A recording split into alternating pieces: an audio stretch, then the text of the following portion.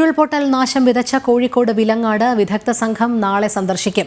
Geologist, hydrologist, soil conservationist, Hazard analyst എന്നിവരടങ്ങുന്ന 4-അംഗ സംഘമാണ് സന്ദർശനം നടത്തുക.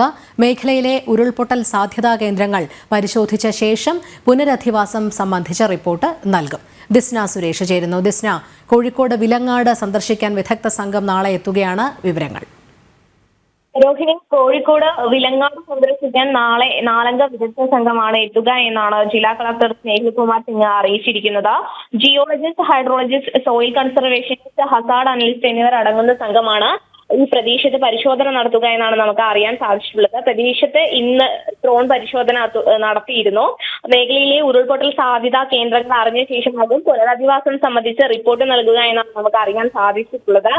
വകുപ്പുതല നാശനഷ്ടങ്ങളുടെ കണക്കിന് പുറമെ വ്യക്തികൾക്കുണ്ടായ നാശനഷ്ടങ്ങളുടെ കണക്കുകളും എടുക്കുമെന്നാണ് നമുക്ക് അറിയാൻ സാധിച്ചിട്ടുള്ളത്. ഈ വിലങ്ങാട് വലിയൊരു രീതിയിലുള്ള നാശനഷ്ടം തന്നെയാണ് ഉണ്ടായത്. ഈ ഉരുൾപൊട്ടൽ ഒരാൾ മരണമടയുകയും ചെയ്തിരുന്നു.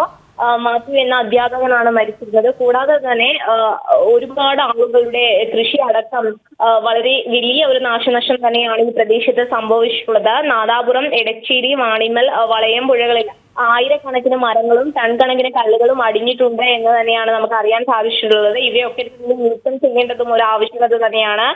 വിലങ്ങാട് ടൗൺ ഉൾപ്പെടെ വെള്ളത്തിനടിയിലായി വലിയ രീതിയിലുള്ള നാശനഷ്ടം ഉണ്ടാക്കിയ ഒരു ഉരുൾപൊട്ടലായിരുന്നു ഈ അടുത്ത് കോഴിക്കോട് ജില്ലയിൽ ഉണ്ടായിരുന്നത്. അതുകൊണ്ട് തന്നെ വലിയൊരു രീതിയിലുള്ള പുനരധിവാസം ഈ സ്ഥലത്ത് നടത്തേണ്ട ആവശ്യകതയുണ്ട്. അതുകൊണ്ട് തന്നെ ഈ പ്രദേശത്തെ കുറിച്ച് വ്യക്തമായ പഠനം നടത്തിയതിനു ശേഷം പുനരധിവാസം അടക്കം ഉറപ്പാക്കും എന്ന കാര്യമാണ് ഉദ്യോഗസ്ഥരടക്കം ഇപ്പോൾ വ്യക്തമാക്കിയിട്ടുള്ളത്. എന്തായാലും 4-അംഗ സംഘം ഈ സ്ഥലത്തെ കുറിച്ച് പഠിക്കുവാൻ വേണ്ടി, ദുരന്തത്തെ കുറിച്ച് സമഗ്രമായി പഠിക്കാൻ നാളെ എത്തുമെന്നാണ് നമുക്ക് അറിയാൻ സാധിച്ചിട്ടുള്ളത്. രോഹിണി.